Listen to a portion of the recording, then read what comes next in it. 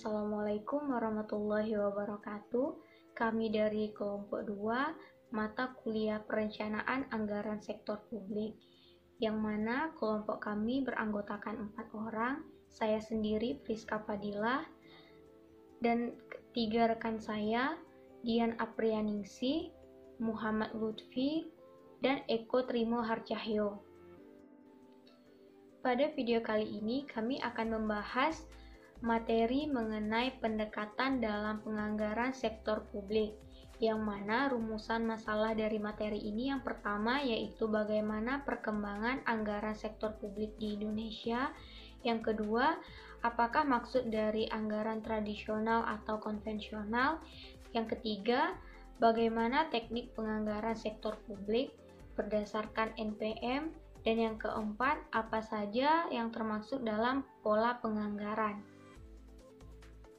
Materi pertama yaitu perkembangan anggaran sektor publik, yang mana sistem anggaran sektor publik dalam perkembangannya telah menjadi instrumen kebijakan multifungsi yang digunakan sebagai alat untuk mencapai tujuan organisasi.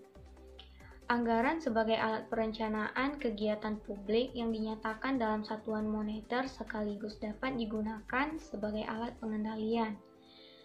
Agar fungsi perencanaan dan pengawasan dapat berjalan dengan baik, maka sistem anggaran serta pencatatan atas penerimaan dan pengeluaran harus dilakukan dengan cermat dan sistematis.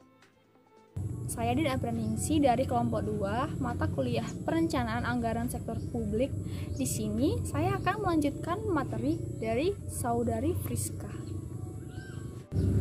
Anggaran tradisional atau traditional budgeting system atau konvensional merupakan suatu cara penyusunan anggaran yang tidak didasarkan pada pemikiran atau analisa dari kegiatan yang dilakukan guna untuk memenuhi tujuan kegiatan tersebut.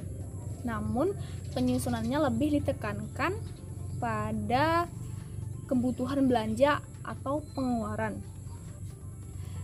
Dan dalam sistem ini lebih ditekankan pada pertanggungjawaban pelaksanaan anggaran secara akuntansi, di mana meliputi pelaksanaan anggaran, pengawasan anggaran, dan pembukuannya.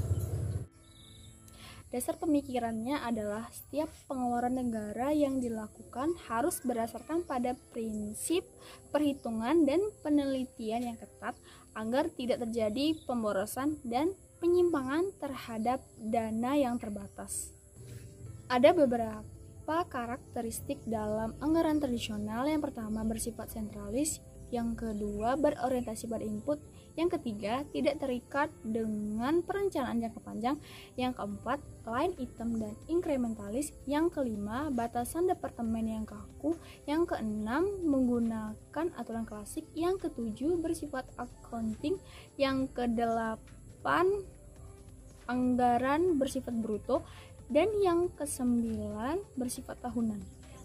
Anggaran publik dengan pendekatan New Public Management atau NPM telah ada sekitar tahun 1980-an, yang dimana merubah sistem anggaran tradisional yang bersifat kaku, birokratis, dan hierarki menjadi sistem yang lebih fleksibel dan mementingkan pasar.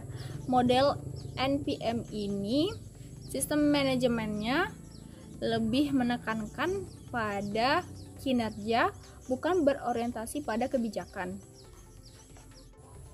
Ada beberapa karakteristik dalam NPM. Yang pertama, bersifat komparatif, yang kedua, terintegrasi dan lintas departemen, yang ketiga, proses pengambilan keputusan secara rasional, yang keempat, berjangka panjang, yang kelima, spesifikasi tujuan dan perankingan prioritas, yang keenam, analisis cost dan benefit, yang ketujuh, berorientasi pada input, output, dan outcome, dan yang terakhir, adanya pengawasan kerja. Baiklah, saya akan melanjutkan menjelaskan materi yang sebelumnya. Perkenalkan, nama saya Eko Trimo Harcahyo, biasa dipanggil Eko. NIM 50118010P. Di sini saya akan melanjutkan dari materi sebelumnya. New Public Management berfokus pada manajemen sektor penganggaran publik yang berorientasi pada kinerja bukan pada kebijakan. Nah, dari pemikiran ini lahirlah beberapa teknik dalam penganggaran dalam sektor publik. Nah, salah satu yang pertama yaitu ada anggaran kinerja. Anggaran kinerja di sini adalah maksudnya anggaran yang mengutamakan mekanisme penentuan dan memprioritaskan tujuan yang sistematis. Nah, yang kedua ada anggaran program. Anggaran program di sini maksudnya adalah keputusan penganggaran tersebut berdasarkan dengan tujuan pemerintahan. Yang ketiga ada anggaran berbasis nol. Anggaran berbasis nol di sini maksudnya adalah anggaran yang berdasarkan dengan kebutuhan saat ini atau kebutuhan situasi dan kondisi saat ini. Nah, yang keempat ada planning, programming dan budgeting system atau disingkat PPBS. Maksudnya di sini adalah pengelompokan dalam penganggaran atau pengeluaran tersebut yang berdasarkan dengan program kerja. Jadi pengeluaran-pengeluaran yang kemungkinan terjadi atau penganggaran yang kemungkinan terjadi itu dikelompokkan sesuai dengan program kerja. Selanjutnya perbandingan antara anggaran tradisional dan anggaran New Public Management. Yang pertama, anggaran tradisional berorientasi pada input, sedangkan NPM berorientasi pada input, output, dan outcome. Yang kedua, anggaran tradisional tidak terikat dengan perencanaan jangka panjang, sedangkan NPM bersifat utuh dan komprehensif.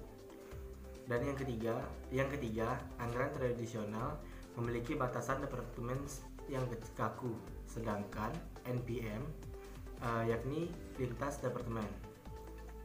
Yang keempat, anggaran tradisional menggunakan aturan yang klasik, sedangkan NPM menggunakan aturan zero based budgeting atau anggaran berbasis nol, dan planning, programming, budgeting system atau PPBS. Dan yang kelima, anggaran tradisional berprinsip pada anggaran bruto yang bersifat tahunan, sedangkan NPM berprinsip yang sistematik dan rasional. Jadi itulah yang saya sampaikan. Terima kasih. Baiklah, materi yang selanjutnya adalah pola penganggaran. Ada beberapa pola penganggaran yaitu: yang pertama, line item budget. Budget atau anggaran disusun berdasarkan daftar belanja barang pendukung kegiatan. Yang kedua, program budget. Anggaran disusun mengacu pada kebutuhan pendukung program dalam rangka mencapai tujuan. Yang ketiga, incremental budget. Anggaran disusun berdasarkan standar biaya per paket dengan volume atau class size tertentu. Biaya bertambah secara singkat bila volume bertambah. Yang keempat, performance based budget. Anggaran disusun berdasarkan skala prioritas sesuai target kinerja. Hanya kebutuhan yang jelas yang hubungannya dengan kinerja yang masuk prioritas. Jadi, kesimpulannya adalah anggaran sebagai alat perencanaan kegiatan publik yang dinyatakan dalam satuan moneter sekaligus dapat digunakan sebagai alat pengendalian. Agar fungsi pengendalian dan pengawasan dapat berjalan dengan baik, maka sistem anggaran serta pencatatan atas penerimaan dan pengeluaran harus dilakukan dengan cermat dan sistematis. Terdapat dua pendekatan dalam penyusunan anggaran sektor publik, yaitu pendekatan tradisional dan pendekatan New Public Management.